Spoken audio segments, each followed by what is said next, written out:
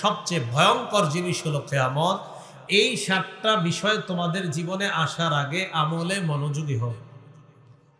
তাহলে এর মধ্যে 7 নাম্বারটা কিয়ামত। 7 নাম্বারটা কি? কিয়ামত।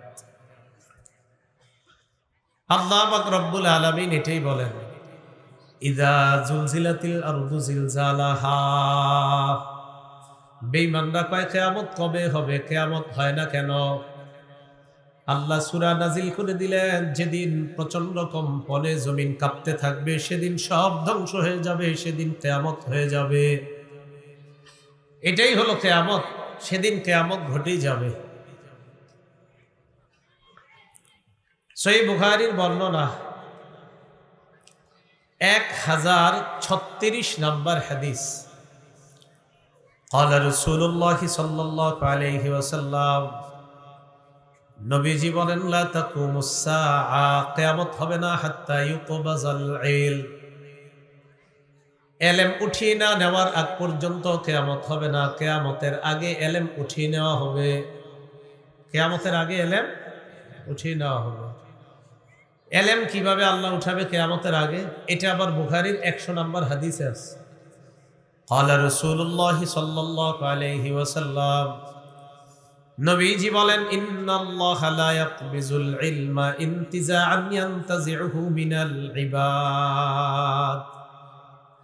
আল্লাহ বান্দার ছিনা থেকে ইলম একবারে ছিনিয়ে নিবে এমনটা হবে না। ওয়ালাকিন ইয়াকবিজুল ইলমা বিকবজিল উলামা, আলেমদেরকে উঠিয়ে নেওয়ার মাধ্যমে ইলম আল্লাহ উঠিয়ে নিবেন। ইলম আল্লাহ ছিনায় নিবে এমনটা হবে না যে কারো সিনা থেকে এইভাবে টান মাইরা নিয়ে গেছে, এমন না। আলেমদের মৃত্যু হবে, ইলম উঠে যাবে। গত 2 বছর 3 বছর আমাদের দেশে আলেম মৃত্যুর হার কম না অনেক বেশি? অনেক বেশি। তো রাসূলুল্লাহ সাল্লাল্লাহু আলাইহি সাল্লাম বললেন, কিয়ামতের আলামতের মধ্যে একটা হলো হাত্তা ইউকবাজাল ইলম, ইলম উঠিয়ে নেওয়ার আগ পর্যন্ত কিয়ামত হবে না। এমন একটা পরিস্থিতি সৃষ্টি হবে, হাত্তা ইযা লাম ইউতি আলিমা, যখন কোনো আলেম খুঁজে পাবে না, ইত্তাখাযান নাসু রুউসান জুহালা, মানুষ জাহেলদেরকে নেতা বানাবে। ধর্মীয় নেতার আসনে জাহেলকে বসায় দিবে। ফাস্তাফতাউ ফাআফতাউ বিগাইরি ইলম, মানুষ জাহেলদেরকে একের পর এক প্রশ্ন করবে, আর জাহেল সাহেব একের পর এক উত্তর দিতেই থাকবে। প্রশ্ন করবে, কোন প্রশ্নে বলবে না আমি পারি না, আমি জানি না, সব প্রশ্ন পারে আর উত্তর দিতেই থাকবে। বিদ্যা ছাড়া উত্তর দিবে। ফাদাল্লু ওয়া আদাল্লু, তারা নিজেরাও পথভ্রষ্ট হবে, অন্যদেরকে পথভ্রষ্ট করবে। আল্লাহ আমাদেরকে হেফাজত করে। তো রাসূলুল্লাহ সাল্লাল্লাহু আলাইহি সাল্লাম বলেন, লা তাকুমুস সাআতু হাত্তা ইউকবাজাল ইলম, কিয়ামত সংগঠিত হবে না ইলম ছিনিয়ে না নেওয়া পর্যন্ত। সহিহ বুখারীর বর্ণনা 80 নম্বর হাদিসের বর্ণনা। قال رسول الله صلى الله عليه وسلم, নবীজি বলেন, ইন্না মিন আশরাতিস সাআ আন ইউরফাআল ইলমু ওয়া ইয়াসবুতাল জাহলু, নবী বলেন কিয়ামতের আলামতের মধ্যে এটা একটা আলামত, ইলম উঠিয়ে নেওয়া হবে, মূর্খতা সমাজের মধ্যে প্রচার প্রসার লাভ করবে, মূর্খতা বেড়ে যাবে, বিদ্যা উঠে যাবে। ওয়া ইয়াজহারুজ জিনা,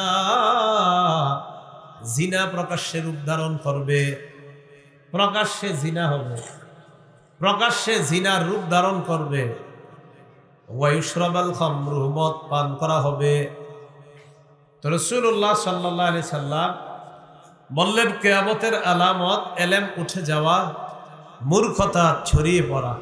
ইলম উঠে যাওয়া, মূর্খতা ছড়িয়ে পড়া, এটা হলো কিয়ামতের আলামত। তো আসেন বুখারীর ওই হাদিসটা পুরোটা শুনি। 1036 নম্বর হাদিসে রাসূল বলেন, লা তাকুমুস সাআতু হাত্তা ইউকবাজাল ইলম, কিয়ামত সংগঠিত হবে না ইলম যতক্ষণ উঠিয়ে নেওয়া না হয়। এরপর রাসূল বলেন, ওয়াতাকসুরাজ জালাজিল, ভূমিকম্প না হওয়া পর্যন্ত কিয়ামত হবে না। ভূমিকম্প বেড়ে যাবে, একের পর এক ভূমিকম্প হবে। এই ভূমিকম্প না হওয়া পর্যন্ত কিয়ামত হবে না। একের পর এক ভূমিকম্প হবে, দেশে দেশে ভূমিকম্প হবে। এই ভূমিকম্প না হওয়া পর্যন্ত কিয়ামত সংগঠিত হবে না। তাহলে এলেম উঠে যাওয়া, ভূমিকম্প বেড়ে যাওয়া, এটা কিয়ামতের আলামত। এটা কি কিয়ামতের আলামত? ভূমিকম্প বেড়ে যাওয়া। এরপরে রসুল বলেন ওয়াতাকসুরাল ফিতান, ফিতনা বেড়ে যাবে। কি বেড়ে যাবে? ফিতনা। এখানে থামেন, ফিতনা বাড়বে। এই পৃথিবীতে সবচেয়ে পুরুষদের জন্য ক্ষতিকারক যে ফিতনা, এই ফিতনা হলো নারীর ফিতনা। বলেন, কার ফিতনা? একজন পুরুষের জন্য সবচেয়ে ক্ষতিকারক যে ফিতনাটা, এই ফিতনার নাম হলো নারীর ফিতনা। সহিহ বুখারীর 5096 নম্বর হাদিসের বর্ণনা। ক্বালা রাসূলুল্লাহ সাল্লাল্লাহু আলাইহি ওয়াসাল্লাম, নবীজি বলেন, মা তারাকতু বাদি ফিতনাতান আদাররু আলা রিজালি মিনান নিসা। নবীজি বলেন, আমি দুনিয়া থেকে বিদায় নেওয়ার পর পুরুষের জন্য সবচাইতে ক্ষতিকারক নারী যারা, এই নারীদের চাইতে ক্ষতিকারক আর কোনো কিছু আমি রেখে যাই নাই। নবীজি বলেন, পুরুষের জন্য সবচাইতে ক্ষতিকারক হলো নারী সম্প্রদায়। আমার ইন্তেকালের পর পুরুষের জন্য সবচাইতে ক্ষতিকারক নারী সম্প্রদায়। এই নারীর চাইতে অধিক ক্ষতিকর কোনো ফিতনা আমি পুরুষের জন্য রেখে যাই নাই। পুরুষের জন্য কি করে যাই নাই? রেখে যাই নাই নারীর চেয়ে ভয়ঙ্কর ফিতনা। রাসূলুল্লাহ সাল্লাল্লাহু আলাইহি সাল্লাম বলেন, ওয়াতাকসুরাল ফিতান, ফিতনা বাড়বে। মুসলিম শরীফের বর্ণনা। তিরমিজিতে আংশিক আসছে 2119 নম্বর হাদিস। ক্বালা রাসূলুল্লাহ সাল্লাল্লাহু আলাইহি ওয়াসাল্লাম, নবীজি বলেন, ইন্নাদ দুনিয়া হুলওয়াতুন খাদিরাতুন ওয়া ইন্নাল্লাহা মুস্তাখলিফুকুম ফিহা। রাসূলুল্লাহ সাল্লাল্লাহু আলাইহি সাল্লাম বলেন, পৃথিবী হুলওয়াতুন খাদিরাতুন, মিষ্টি সুমধুর পৃথিবীটা। ওয়া ইন্নাল্লাহা মুস্তাখলিফুকুম ফিহা, এই পৃথিবীতে আল্লাহ তোমাদেরকে প্রতিনিধি বানিয়েছেন। ফায়ানজুরু কাইফা তা'মালুনা, আল্লাহ দেখবে তোমরা কিভাবে আমল করো, কেমন আমল করো, এটা আল্লাহ দেখতে চান। নবীজি বলেন, ফাত্তাকুদ দুনিয়া ওয়াত্তাকুন নিসা, তোমরা দুনিয়ার ফিতনা থেকে বাঁচো, নারীদের ফিতনা থেকে বাঁচো। তোমরা দুনিয়ার ফিতনা থেকে বাঁচো, নারীদের ফিতনা থেকে বাঁচো। এরপর রাসূল বলেন, ফাইন্না আউয়ালা ফিতনাতি বানি ইসরাঈলা কানাত ফিন নিসা, বনি ইসরাইলের মাঝে সর্বপ্রথম ফিতনা ছিল নারী সম্প্রদায়ের ফিতনা। বনি ইসরাইলের মাঝে সর্বপ্রথম যে ফিতনাটা ছিল, এটা ছিল নারীদের ফিতনা। রাসূলুল্লাহ সাল্লাল্লাহু আলাইহি সাল্লাম বললেন, এই পৃথিবীটা মধুর, এই পৃথিবীটা সুমিষ্টি, আল্লাহ তোমাদেরকে প্রতিনিধি বানিয়েছেন। তোমরা দুনিয়ার ফিতনাকে ভয় করো, নারীদের ফিতনা ভয় করো। বনি ইসরাইলের সর্বপ্রথম যে ফিতনাটা হয়েছে, এটা হলো নারীদের ফিতনা। আল্লাহ আমাদেরকে এই অবস্থায় যে কোনো ধরনের ফিতনা থেকে আল্লাহ আমাদেরকে হেফাজত করে। আবু দাউদ শরীফের বর্ণনা, 4259 নম্বর হাদিস, মুসলিম শরীফের লম্বা হাদিস, আবু দাউদও আংশিক আসছে হাদিসটা। এই হাদিসের মধ্যে রাসূলুল্লাহ সাল্লাল্লাহু আলাইহি সাল্লাম বলেন, ক্বালা রাসূলুল্লাহ সাল্লাল্লাহু আলাইহি ওয়াসাল্লাম, নবীজি বলেন, সাতাকুনু ফিতানুন, তোমাদের মাঝে একের পর এক ফিতনা আসতেই থাকবে, একের পর এক ফিতনা আসতেই থাকবে। নবী বলেন, আল কাঈদু ফিহা খায়রুম মিনাল কাঈম, ওই ফিতনার জামানায় যারা বসে থাকবে, যারা দাঁড়িয়ে আছে তাদের চাইতে উত্তম। ফিতনার জামানায় যারা বসে থাকবে তারা তাদের চাইতে উত্তম যারা দাঁড়িয়ে আছে। ওয়াল কাঈমু ফিহা খায়রুম মিনাল মাশি, যারা দাঁড়িয়ে আছে তারা তাদের চাইতে উত্তম যারা হাঁটতেছে। ওয়াল মাশি খায়রুম ফিহা মিনাস সাঈ, যারা হাঁটতেছে তারা তাদের চাইতে উত্তম যারা দৌড়ায়। রাসূলুল্লাহ সাল্লাল্লাহু আলাইহি সাল্লাম বলেন, অনেকগুলা ফিতনা আসবে তোমাদের কাছে, ওই ফিতনার জামানায় যারা বসে আছে তারা তাদের চাইতে উত্তম যারা দাঁড়িয়ে আছে, যারা দাঁড়িয়ে আছে তারা তাদের চাইতে উত্তম যারা হাঁটতেছে, যারা হাঁটতেছে তারা তাদের চাইতে উত্তম যারা দৌড়াইতেছে। রাসূলুল্লাহ সাল্লাল্লাহু আলাইহি সাল্লাম বুঝাইতে চাইলেন ফিতনার জামানায় যার গতি যত কম হবে সে তত নিরাপদ, তার মানে গতি যত বাড়বে ফিতনার দিকে সে তত আগাইতে থাকবে। এটা বুঝাইলেন যে ফিতনার দিকে বেশি না যাওয়া। আল্লাহ আমাদেরকে হেফাজত করে। সহিহ বুখারীর বর্ণনা 6417 নম্বর হাদিস। এই হাদিসের মধ্যে রাসূলুল্লাহ সাল্লাল্লাহু আলাইহি সাল্লাম ওনার সাহাবী আব্দুল্লাহ ইবনে মাসউদ রাদিয়াল্লাহু তাআলা আনহু বলেন, খত রাসূলুল্লাহ সাল্লাল্লাহু আলাইহি ওয়াসাল্লাম খত্তান মুরাব্বাআ। রাসূলুল্লাহ সাল্লাল্লাহু আলাইহি সাল্লাম একটা দাগ দিলেন, তাকান। খত্ত রাসূলুল্লাহ খত্তান মুরাব্বাআ, একটা চতুর্ভুজ আঁকলেন। নবীজি কি আঁকলেন? একটা চতুর্ভুজ। এইভাবে একটা চতুর্ভুজ আঁকার পর ওয়া খত্ত খত্তান ফিল ওয়াসাত, মাঝখানে একটা দাগ দিলেন। রাসূলুল্লাহ সাল্লাল্লাহু আলাইহি সাল্লাম একটা চতুর্ভুজ আঁকলেন, মাঝখানে একটা দাগ দিলেন। এই মাঝখানের যে দাগটা দিছে তাকান, খারিজা মিনহু, এটা চতুর্ভুজের বাহিরে। রাসূল একটা চতুর্ভুজ আঁকলেন, মাঝখানে একটা দাগ দিলেন, এই দাগটা চতুর্ভুজের বাহিরে। এতটুকু বুঝে আসছে সবার?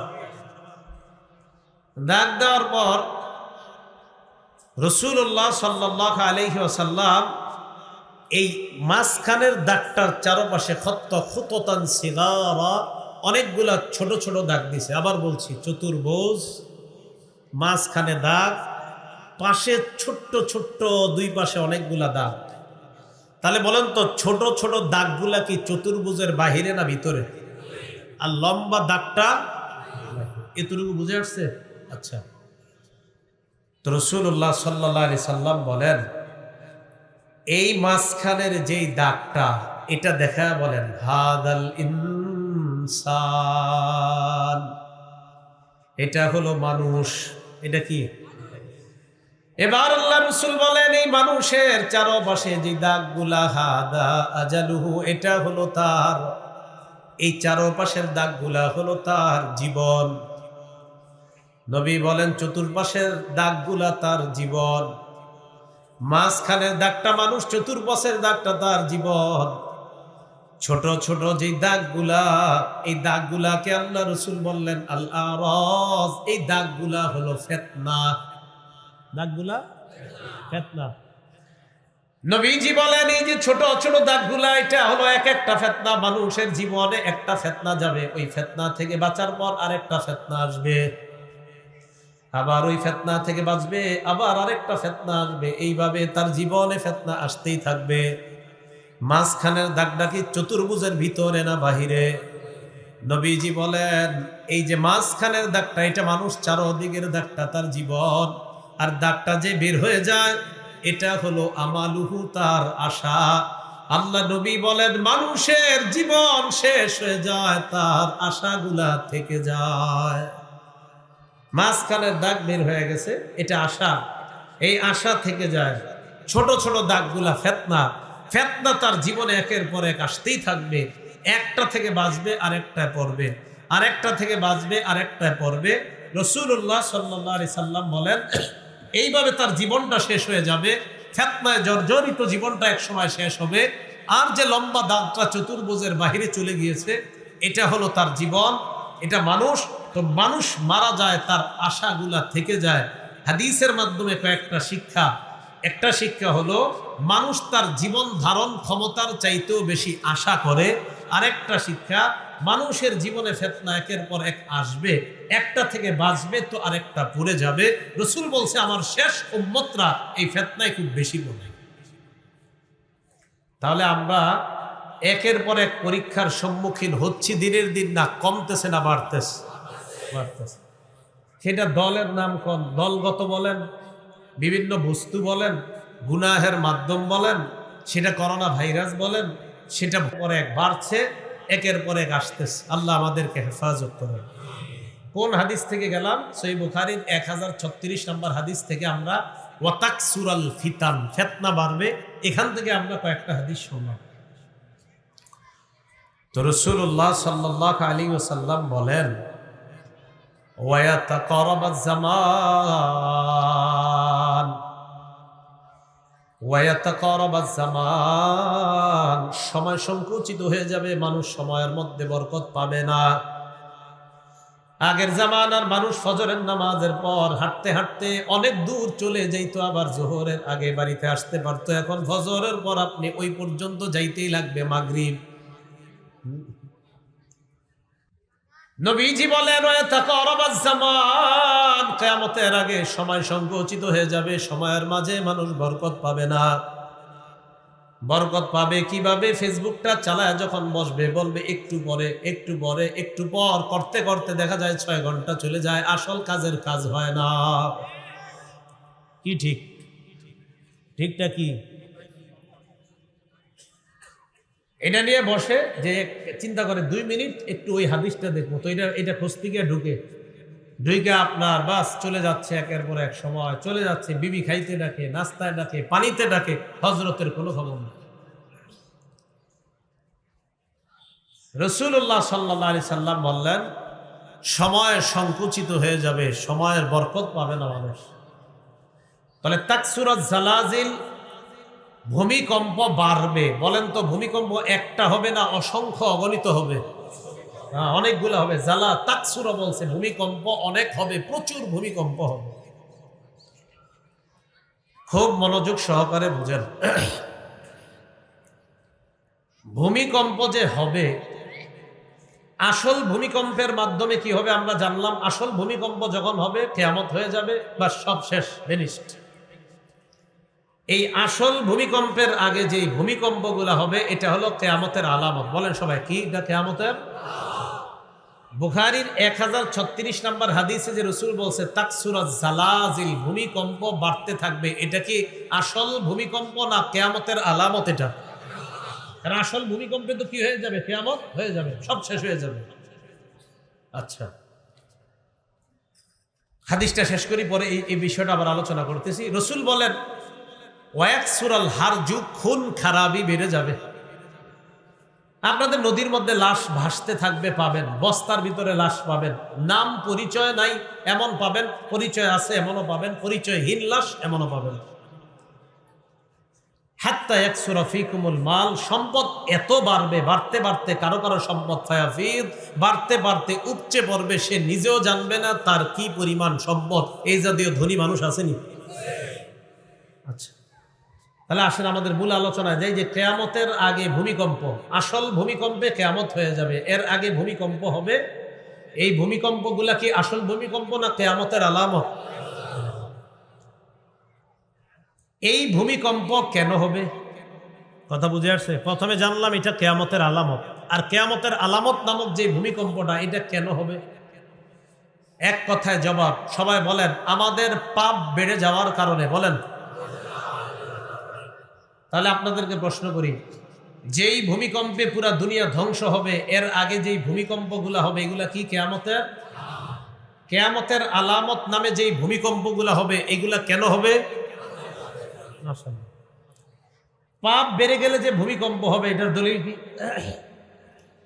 ইবনে মাজাহ কিতাবের নাম, 4020 নম্বর হাদিসের বর্ণনা। এই হাদিসের বর্ণনাকারী সাহাবী আবু মালিক আল আশআরী রাদিয়াল্লাহু তাআলা আনহু, তিনি বলেন, ক্বালা রাসূলুল্লাহ সাল্লাল্লাহু আলাইহি ওয়াসাল্লাম, নবীজি বলেন, লা ইয়াশরাবান্না নাসুম মিন উম্মতি আল খামরা ইউসাম্মুনাহা বিগাইরি ইসমিহা,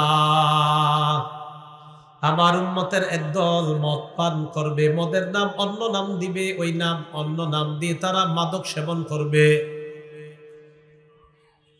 কোন নেশা জাতীয় দ্রব্যের নাম হবে গাঁজা, কোনটার নাম হবে ইয়াবা, কোনটার নাম হবে হিরোইন, কোনটার নাম হবে পেন্সিডিল, কোনটার নাম হবে আফিম, কোনটার নাম হবে শ্যাম্পেন, কোনটার নাম কানাডারাই, কোনটার নাম মাস্তুদ। নবী বলেন, আমার উম্মতের একদল মদ পান করবে, মদের নাম বিভিন্ন নাম দিয়ে তারা মাদক সেবন করবে। ইউযাফু আলা রুউসিহিম বিল কাইনাতি ওয়াল মুগান্নিয়াত, তারা যখন মদ পান করবে মদ টানতে থাকবে আর তাদের সামনে গান বাজনা চলবে, তালে তালে নর্তকী নায়িকা গায়িকারা নাচানাচি করবে।